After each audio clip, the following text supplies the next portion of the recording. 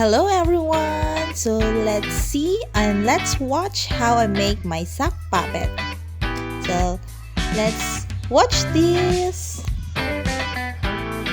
So kailangan natin baliktarin yung socks para makapaglagay po tayo ng cardboard sa loob niya para magiging bunganga niya.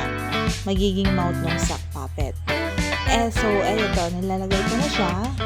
So, kailangan maging fix siya mabuti at hindi siya sagabal yung sa side by side niya. So, kailangan guntingin. And yan, kailangan na natin idikit yung box, yung cardboard sa socks.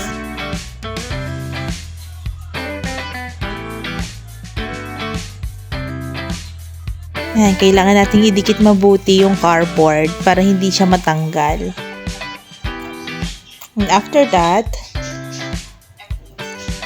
kailangan ayusin mabuti yung paglalagay para hindi matanggal. So, kailangan after that, pagdikit, baliktarin yung socks.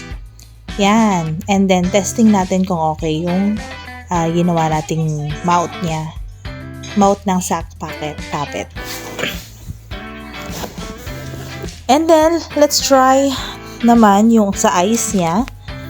So, ang ginamit ko dyan is yung moving eye. And then, I'm using ponytail para sa kanyang malambot na ponytail para sa kanyang eyes. Nilidikit ko dyan yung moving eyes niya para mas maganda siyang tingnan. Yan. Para mas good siyang tingnan. So, kailangan yung sa sock puppet, sakto-sakto lang siya sa kamay mo, yung sa eyes niya. Para makita mismo yung kanyang eyes. And then, lalagyan natin siya ng hair. Gagamit tayo ng...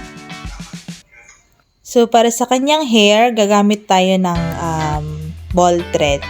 Yan. Gagamit tayo ng ball thread para sa kanyang hair. So, kailangan idikit muna natin yung kanyang eyes. After pagdikit ng eyes, susukat tayo ng kanyang hair. Ayan. Ilagay lang na, ganyan lang gawin natin sa kanyang hair. And sukatin natin sa cardboard.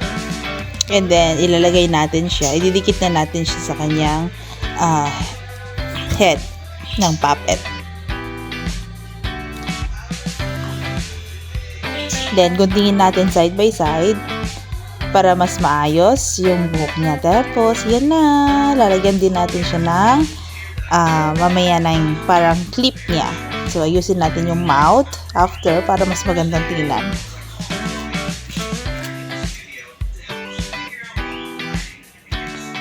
Look! Malapit na siyang matapos. Then, maglalagay lang tayo ng tongue. Para magkaroon ng dila yung ating puppet.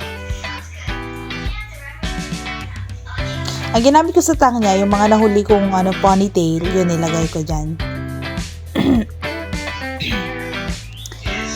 Ayan na. Dahil lagyan lang natin siya ng konting pony sa kanyang buhok. Tapos na. Ayan na ang ating kinalabasan ng ating sock puppet. Let's try. Ayan. So beautiful. Ayan. So beautiful sock puppet.